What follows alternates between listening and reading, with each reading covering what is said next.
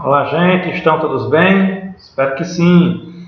Vamos hoje tratar de um assunto muito interessante, muito trabalhoso, tem muitos detalhes durante o decorrer desse título do Código Penal, que é o penúltimo título do Código Penal, mas é um título interessante, tem muita coisa interessante de ver. Eu estou falando dos crimes contra a fé pública, o título 10 do nosso Código Penal, né? Então, nós temos aí um caminho a seguir para trilhar sobre os crimes contra a fé pública, que tem, evidentemente, nesse seu começo, algumas características gerais que nós precisamos discutir.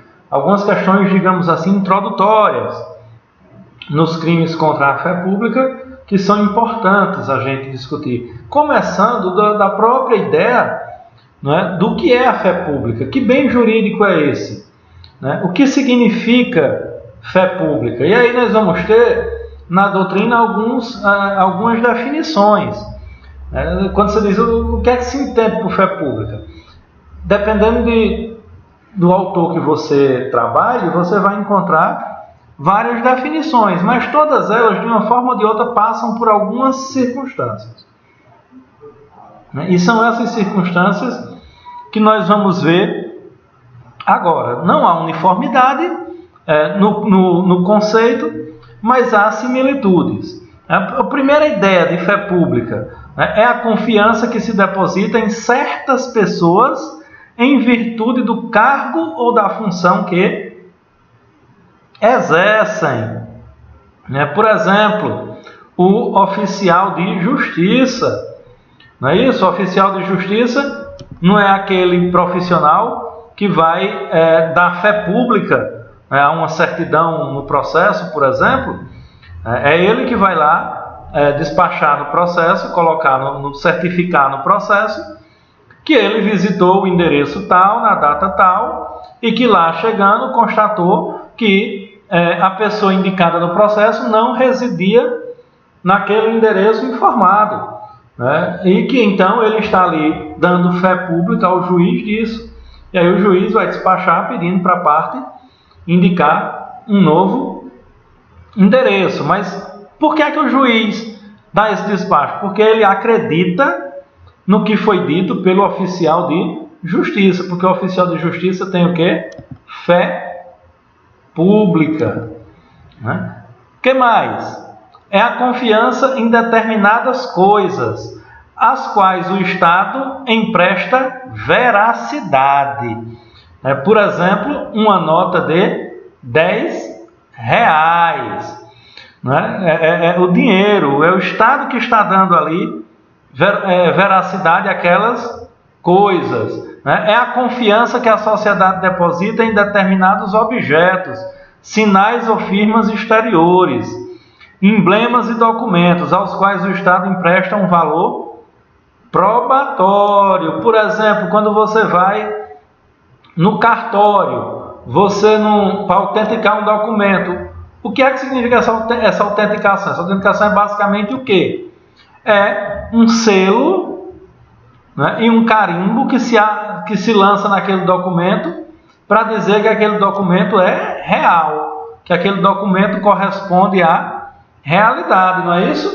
Então, aquilo ali, aquele símbolo, é um símbolo ao qual quem está emprestando veracidade ali, aquilo é o Estado. Por que é que você recebe uma nota de R$10, de R$100, agora até de R$200?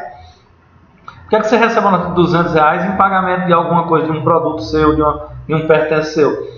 Porque você tem a garantia que ela foi emitida pela Casa da Moeda, foi distribuída pelo Banco Central, e aí então ela tem validade, aquela nota tem valor, aquela nota é verdadeira, ela tem os sinais, ela tem os elementos que tornam ela verdadeira. E quem deu esses sinais para torná-la verdadeira? O Estado. A fé pública é dada pelo Estado, tá? E aí nós temos os tipos de falsidade. Nós temos basicamente 3 tipos de falsidade. Nós temos a falsidade material, a falsidade ideológica e a falsidade pessoal. Por exemplo, quando nós estamos diante disso que nós chamamos de falso material, o que é que nós temos? Nós temos a criação de um documento. Um documento que não existia, por exemplo. Eu emito em uma impressora a laser de alto padrão, de alta qualidade, de alta definição, eu emito um documento público. Por exemplo, eu emito uma certidão de nascimento, falsificando ali, criando ali todo o layout, criando todos os sinais públicos, etc. Então aquele documento ele é materialmente falso. Aquele documento não foi emitido por quem tinha o quê? Por quem tinha a competência, a capacidade jurídica, legal, formal, de emitir aquele documento. Ele é um documento materialmente falso. Já quando eu estou diante da falsidade ideológica, eu tenho uma outra circunstância. Eu tenho um documento que é materialmente verdadeiro, né? Por exemplo, eu tenho uma carteira de motorista que foi emitida pelo Detran, que é o órgão competente para fazer isso, para emitir esse documento, né? E essa carteira de motorista, ela é verdadeira, mas ela traz dados falsos. Por exemplo, eu altero a minha idade lá na carteira do motorista, ou por uma questão de abuso de autoridade, ou por uma questão de suborno, uma corrupção ativa que foi aceita pelo funcionário público que passa a cometer a corrupção passiva. Em troca disso, ele vai colocar lá a data falsa na minha carteira de motorista. Funcionário público, evidentemente, que é quem tem a competência para emitir o documento. Nesse caso, repare, o documento não é materialmente falso. O documento é materialmente verdadeiro. Ele é ideologicamente falso. É a informação que está contida nele que não corresponde à realidade. Percebe? E eu tenho um outro tipo de falso, que é o falso pessoal. Nesse caso, o indivíduo, o sujeito, falseia a sua identidade. E eu não falo aqui especificamente da identidade do documento. Eu falseio da sua identidade, das suas características. Eu me faço passar por quem eu não sou. Percebe? Eu sou confundido com uma pessoa e me deixo passar por ela. Ou seja, eu assumi a identidade de outra pessoa. Eu me apresento como casado sendo solteiro. Existe uma série de circunstâncias que caracterizam isso que a gente chama de falsidade pessoal. Isso pode dizer respeito tanto à minha condição de pessoal, de idade, de nome, de estado civil, até mesmo de profissão. Nós vamos ver lá na frente que nós temos uma série de crimes de falsidade que ocorrem aí nesse campo das profissões, né?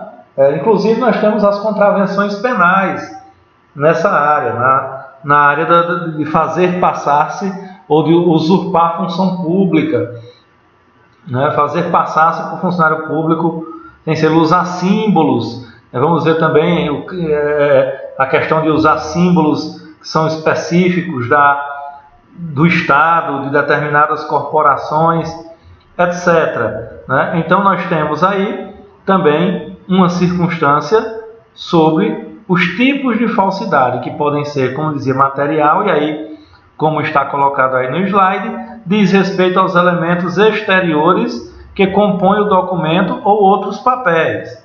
A falsidade ideológica refere-se ao conteúdo de documentos ou outros papéis, e a falsidade pessoal consiste em se passar por outra pessoa ou quanto às suas qualidades, no que se refere às suas qualidades pessoais.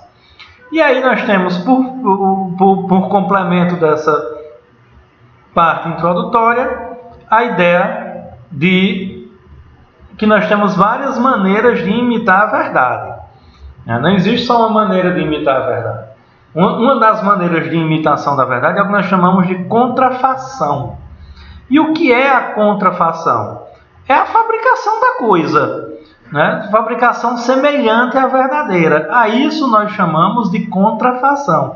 É uma das formas de imitar a verdade, como por exemplo um distintivo da Polícia Federal.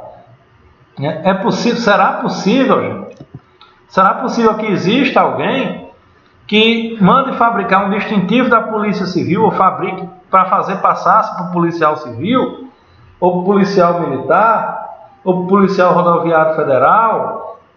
Né? É possível que isso exista? Tem pessoas que fazem isso? Se sim, a fabricação daquela coisa ali, que é um símbolo, e nós vimos que a falsidade não diz respeito apenas ao papel, à questão do papel, mas diz questão também aos símbolos. Aquela falsificação ali, ela vai estar inserida dentro dessa ideia aqui de crimes contra a fé pública. Nós temos também a alteração, né, que é a modificação parcial ou total da coisa verdadeira. Você não criou do zero, percebe a diferença? Você não criou do zero o documento ou o símbolo. Você pegou uma coisa que já existia e alterou o seu conteúdo, modificou o seu conteúdo. Como, por exemplo, você rasurou ali, fez lançar o seu nome num documento verdadeiro, né, para que você pudesse fazer uso dele. Nesse caso aí, você não agiu na modalidade contrafação, você agiu na modalidade alteração. Percebe? Nós temos também uma outra forma de imitar a verdade, portanto, de falsear a verdade, que é a supressão, né? Que é a conduta daquele que retira da coisa para que a verdade não apareça elemento de relevância jurídica. Pode ser parcial ou total. Por exemplo, há por aí agora umas canetas que a tinta apaga, não é? Isso também se dá com carimbos. Então, o documento foi falseado no sentido de que ele foi assinado com uma caneta que a tinta desaparece com alguns dias e que, portanto, aquela assinatura sendo retirada do documento, houve ali uma supressão de um elemento juridicamente importante naquele documento para a comprovação da verdade do que está dito lá. Tinha também as notas, as cédulas de dinheiro, por exemplo, uma fitinha que tinha que se puxava aquela fitinha, tirava, ali você está tirando o quê? Um elemento que identifica e que garante a veracidade daquele documento. Então, essa é mais uma das formas, né, de falsear a verdade. Nós chamamos de supressão. É quando eu retiro do documento algo que consta nele, que é considerado, que é tido como relevante e importante para a sua validade. Né? Nós temos também a simulação. E o que é a simulação? A simulação é a imitação da verdade somente no que diz respeito ao conteúdo da coisa ou do documento. A matéria é verdadeira. Né? O que eu simulo aí, nesse caso, é a veracidade do conteúdo, da coisa do documento, mas o documento é materialmente verdadeiro. Né? Então, o que é que a gente precisa ter de plano logo acordado aqui e tido nessa primeira circunstância? A ideia de que o dano, evidentemente que os crimes são crimes de dano, né? Mas o dano não precisa ser um dano real. O dano pode ser um dano meramente potencial. Né? Não é preciso que efetivamente aquele documento cause materialmente um dano. Mas ele tinha potencialidade de causar o dano? Sim. Então, nesta circunstância, eu já posso estar diante da perspectiva do crime. E, é claro, esses tipos penais, todos eles que nós vamos estudar, exigem a presença do dolo. Não é possível né, que esses crimes sejam capitulados na ausência do dolo, né, que é o dolo claro, né, inequívoco, materializado na vontade de imitar a verdade para enganar alguém. Portanto, uma das principais características comuns a todos esses crimes que nós vamos estudar é a ideia de que não existe falso culposo. É condição para que ele exista o dolo e é condição para que ele exista o dano que seja pelo menos potencial.